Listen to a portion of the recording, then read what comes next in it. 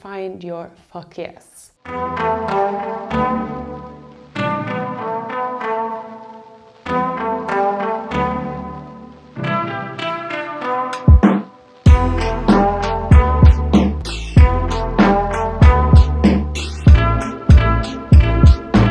Today's video is about how to find something that you are truly passionate about. If you do something that you love, then work is not feeling like work anymore. But what is it that you are passionate about? I have for a long time not known what I was passionate about. I did many things, but none of the things that I was doing were like, oh wow, or a hell yes, or a fuck yes, or however you want to call it. Today, I want to make a video for you to find your fuck yes. So the first advice I would give you if you are searching for your fuck yes is try.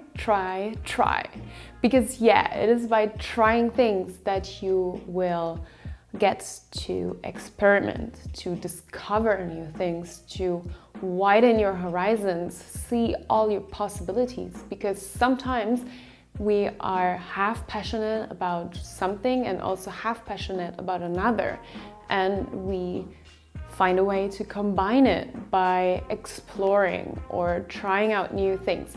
I'm gonna give you an example from my experience. So I studied medicine.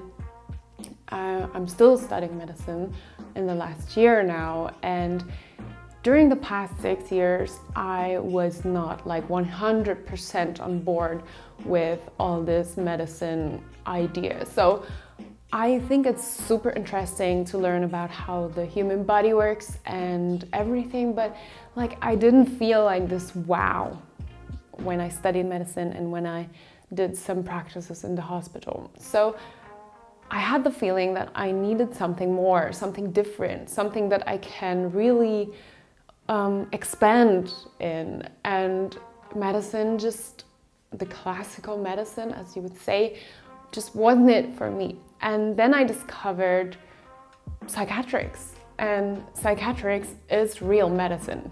Don't get me wrong in that one, but I have to say it's not like all the other subjects in medicine, because medicine is really rational and facts. And what I love about psychiatrics is that it's not just that, it's every patient is unique, and all the stories, I find them highly interesting and passionate, and the human mind just blows my mind, you know, it's just wow. And I really felt there was something there and that I could really get passionate about that.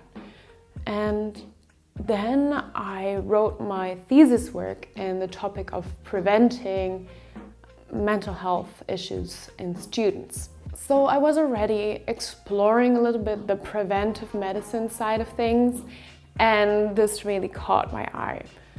And from that day, I started getting really passionate about preventing mental health issues. So increasing mental well-being and releasing stress and finding a way to protect ourselves, protect our minds against the stress that we are facing in every day. And little by little, I just got closer and closer to the coaching universe. And the coaching, mental training, mentoring, these were all things I had no clue about when I started studying medicine. I didn't even know that people do this, that it's a thing. And I'm so glad that I got to see these alternative options, and now I feel that I really have found something that I'm super passionate about. And this is exactly what I wish you to do. And in order to find something that maybe even is something that you have never thought about before, or maybe it is something totally new, you need to experiment and try. And you know, when you experiment nowadays, we have so many possibilities with online courses, YouTube videos, books, reading books, talking to people all over the world. We have the possibility to take online classes through Skillshare. We have the possibility to do some certifications or trainings online. And so you can experiment without fully committing.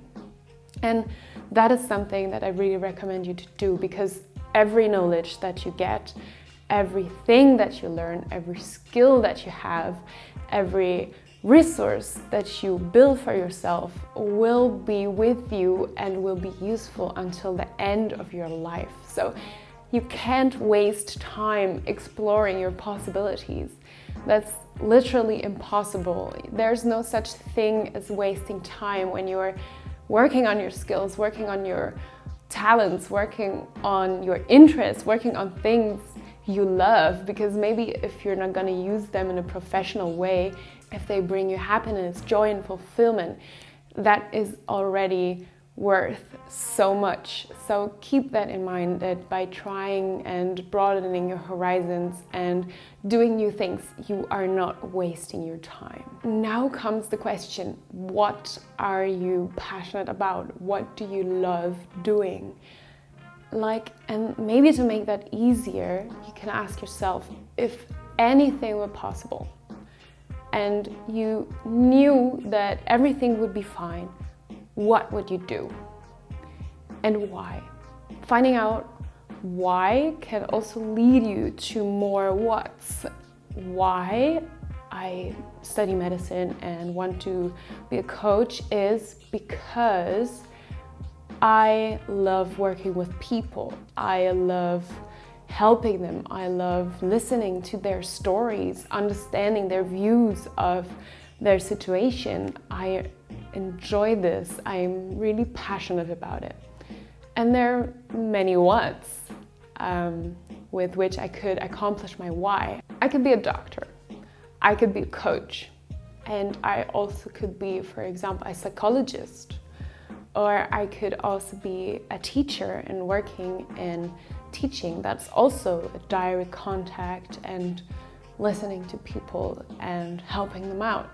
So these are now 4 whats for the same why, and then I can figure out which what fits best to me and which what also fits best to my values.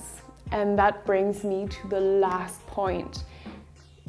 Your goal or your passion can only be a fulfilling goal and passion if they are in sync with your values, with your priorities, with what matters to you most. And this is also, for me, where it helps to decide whether a passion or something that I love doing is going to be the work of my life or whether it's going to be a hobby. Because, let's be honest, values are what dictate our life, and it's okay to have values that are more important than doing a certain activity. For example, someone could really, really value stability, financial stability, where you can very, very likely always find work anywhere in the world. Like, for example, with being a doctor.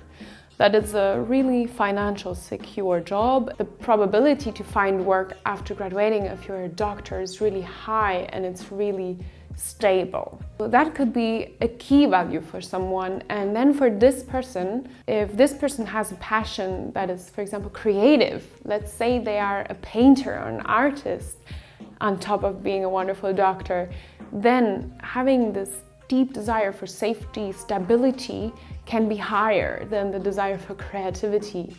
But it doesn't mean you have to give up on your pleasures in painting. You can do it, but as a hobby.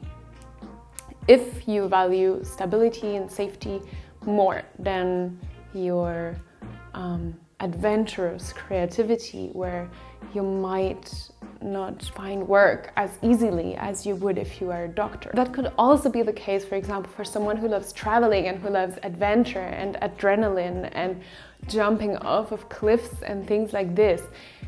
that can be a wonderful hobby too, for example. If again you say that you have a key value, that you absolutely want a family-friendly job, a 9 to 5, so that you are 100% sure that you're going to be at home with your family after work and keep your passion as a hobby. You can also do a work with your hobby. I mean, you can be a full-time traveler, a digital nomad, or an adrenaline lover jumping off cliffs for a living.